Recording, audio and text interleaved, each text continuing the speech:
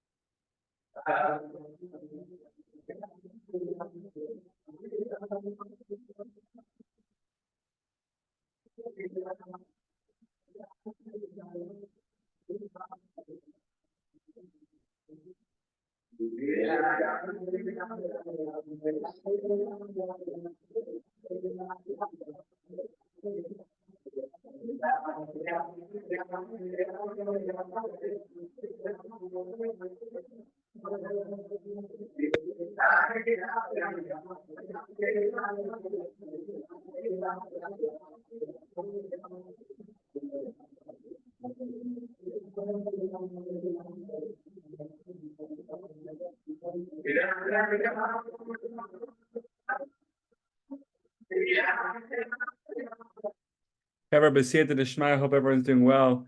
The cover of the Haliga Shabbos. Just a quick recording before Shabbos. We're going to go through the Sefer Hachinuch, one of the mitzvahs of this week's parsha, and the mitzvah of the obligation to believe in the existence of Hashem. The existence of Hashem.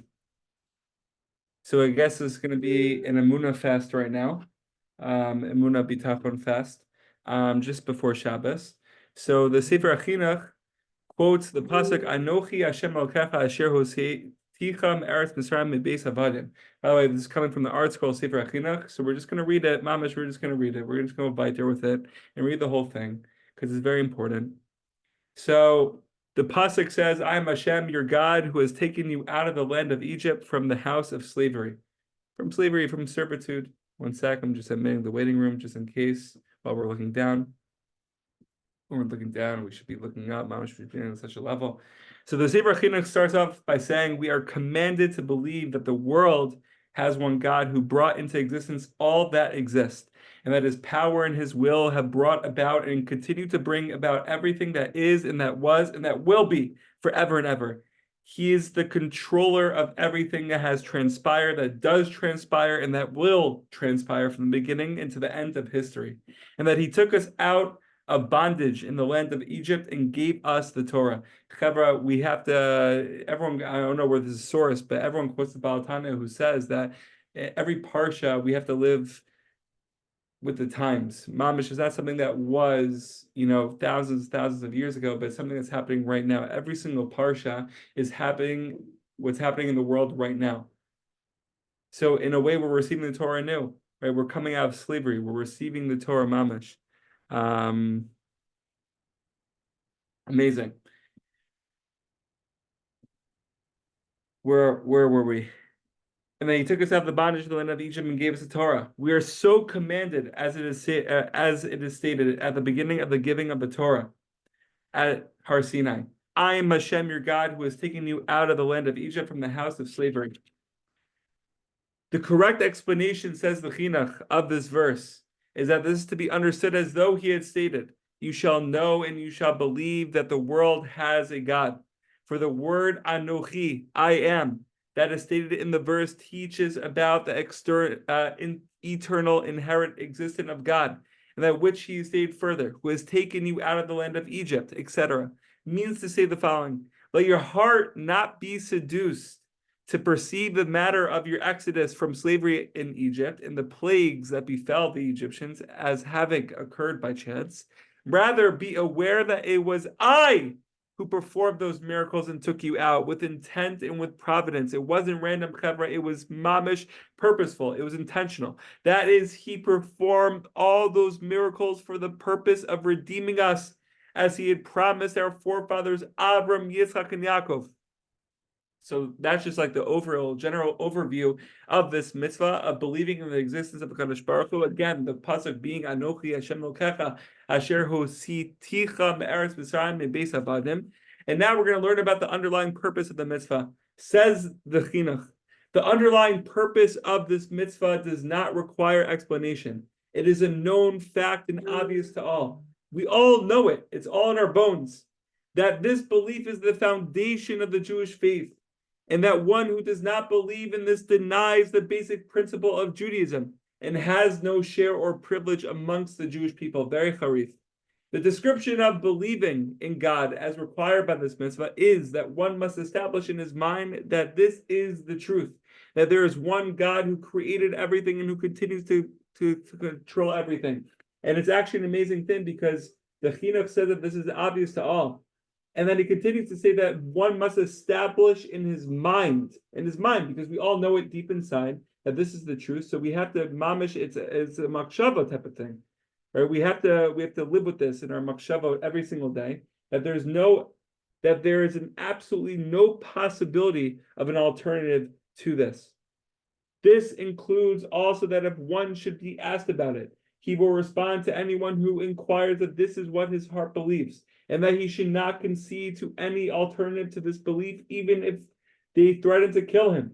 Although the essence of this mitzvah is to believe in the one God, the mitzvah obligates one to declare this belief when asked about it, even to the point of sacrificing one's life. For all this strengthens and permanently establishes the belief of the heart. As one advances this idea from theory into practice, this won't be something that's an outside thing, but mamash will be something very pnimi. With this, I mean to say that when one affirms with the words of this mouth that which he is concluding in his heart, and thus brings his inner conviction out to the open, his conviction is strengthened and more permanently established. However, we should be zocha. The chinuch continues, and we're going to go through this whole piece because why not? It's Erev Shabbos. If one will merit to ascend the levels of wisdom, and will understand with his heart and see with his eyes with decisive proof that this belief that he initially accepted on faith is indeed true and obvious, that there is no possibility of anything other than this, then he will have fulfilled the mitzvah obligation in the optimal fashion. So just like Yitro, we're in Parshat Yitro. Yitro went all around the world in Mamish. It says in the pasuk, Ata yadati ki gadol Hashem miko Elohim ki b'davar asher zadu alehem. Says the pasuk, now I know, says Yitro, that Hashem is greater than all gods, for with this which they schemed against them. Says Rashi, now I know, Ata yadati, now I know, I recognize him in the past, but now even more than all the gods. That is the fact that Yitro could speak of all gods. He experienced all gods. Teaches us that he was familiar with all idolatry in the world. Yet he said, now I know. Now I know Hashem is greater than all. Hashem is everything. Hashem is here. Hashem is found everywhere. He was and he is and he will be. That he did not leave a single form of idolatry that he did not worship. Anyways, it's a beautiful Rashi. It's a beautiful, beautiful pasuk. And we should be zocha. The more we, every single moment, right? When every single moment, what am I trying to say? Every single moment, every single day, every single week, every single month, as time goes by, we collect more wisdom. We log more minutes in this world, and through that, we're gaining more wisdom. And if we put our minds to it, right, we're rising this level of understanding the oneness of Hakadosh Baruch Hu, and understanding that it's obvious, it's true, and it's obvious. It's emet. So the law of the mitzvah. Now we're continuing. The laws of this mitzvah include, wow, what a gevalt, Erev Shabbos, Chaver, Erev Shabbos. We're doing this, just learning inside, going weiter with it.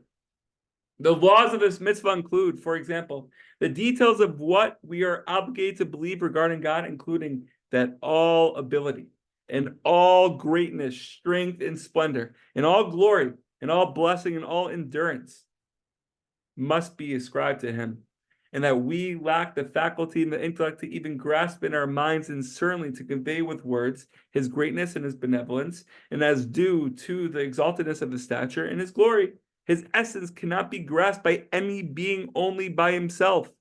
And we must, with all of our mental faculties, recognize him as precluded from any deficiency or anything inconsistent with absolute perfection and absolute virtue. Obviously, there's many Torahs surrounding this and are connected to this, but we're going to go weiter. It can't be explained to another person. It can't be explained the way that I experience God today. Bezrat Hashem, tomorrow I won't be able to grasp that. to grasp what it was like to serve God and what God, my experience with God was the day before. Every single day is a new day. Every single second is a new second, and it's impossible to explain. It's impossible to grasp. Impossible. For example, to know that he exists as a perfect being with neither physicality nor strength emanating from physicality, this must be so because physical bodies have limitations and thus are subject to deficiencies.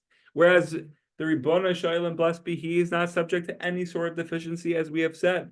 The many additional concepts that have been taught regarding this topic are all explained in the books of those who are learned in the knowledge of godliness. What does it say here?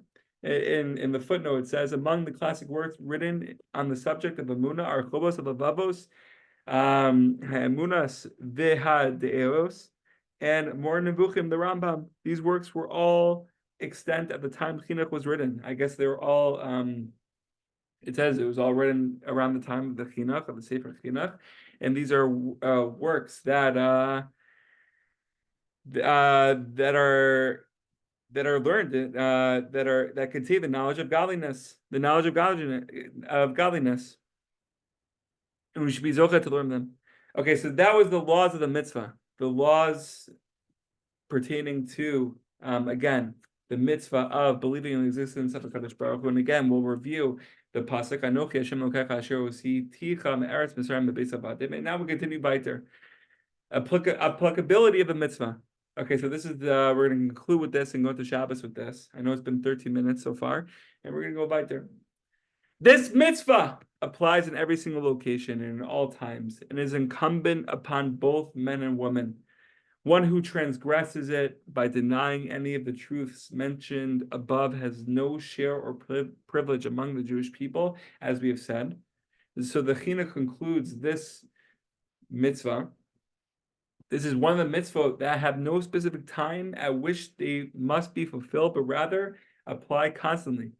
And he concludes with this: Shekol yimei ha'adam chayiv liot b'machshava. For throughout all the days of a person's life, he's obligated to be mindful of this thought that there is one God who created everything that exists and who controls all events, and it is He who purposefully took us out of Egypt and gave us the Torah. So, Chavra Bezrat Hashem, like the Chinuch explained before, that it's something that it's doesn't need to be explained, right? We all know, right? We all have a chelik kamimah mamish. It's mamish inside and outside. But sometimes we won't feel it. But it's with our machshava. So the power of the machshava, the power of thoughts, we should be zocha to what's the word I'm looking for? Bezrat Hashem. We should direct our thoughts to the oneness of Hakadosh Baruch Hu, to understand that Ein Lo Mevado, there's nothing besides Hakadosh Baruch Hu, and that He was, He is, and will be. Zeo, we should go in Shabbos with a increase of Emunah and Bitachon and B'siyata D'Shmaya. Return very soon on Zoom, and Baruch Hashem, Shabbat Shalom.